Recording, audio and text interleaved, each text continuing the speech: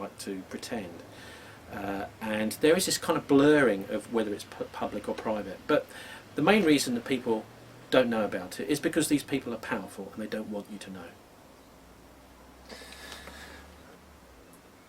What do you see, or why are they actually meeting, and what are the long-term goals for the planet? What do you think that they are actually really plotting in the long term? If they're meeting once a year to decide little goals, surely they've got a long-term strategy for the planet. Yes, quite probably. I mean, they're not letting us into that secret, but it's quite clear they're about acquiring wealth. The whole organisation is set up to acquire more and more wealth, whether it's through takeovers of countries. I mean, they were involved, for example, in 2002, the Bilderberg conference was the first time that I and many other people heard that there was this is leaks from that conference, that there was a serious attempt to invade Iraq. This leaked out of that conference. This is one of the things that's actually it's quite easy to get leaks from these conferences by talking, for example, to the hotel staff, because a lot of the people who are serving them, I mean, don't necessarily agree with what's going on in their hotel, and they're quite prepared to have a quiet chat to a journalist if they can be bothered to ask. The other thing is that you've got people who are now involved in diplomatic services around Europe and in other parts of the world who are leaking material to do with the Bilderbergs. The Bilderbergers don't take any notice of national boundaries. They see themselves as internationalists, NATO internationalists. And so they do end up sometimes rubbing up the wrong way people from embassies. And so we've seen sometimes embassies leaking material onto the internet, and much to the annoyance of the Bilderbergs. And so there are all sorts of ways that this information does come out.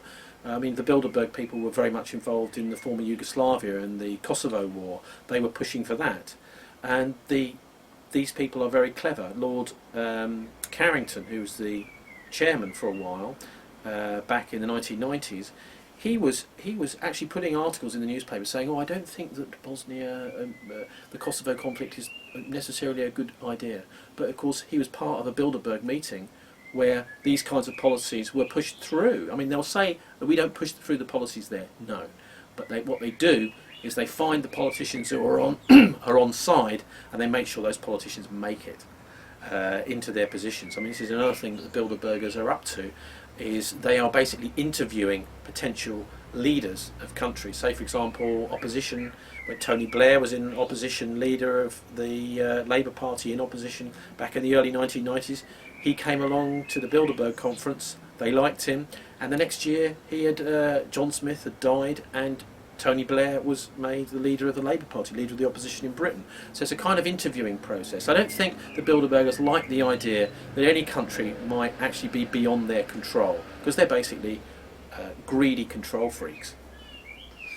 What would you suggest to people who are watching this to check out what you're saying is true?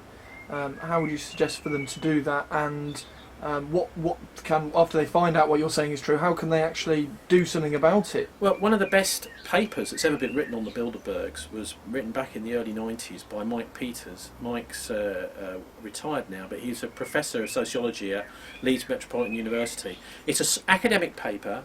It's about something like 7 or 8, 9, 10 pages, but it's all fully referenced, and it explains what Bilderberg is. He's going back really to the origins of it, gives quotes and examples of how Bilderberg has deeply affected policy, particularly with regard to the development of the European Union and the Euro, and the project for European unification. In fact, his paper is called Bilderberg and the Project for European Unification.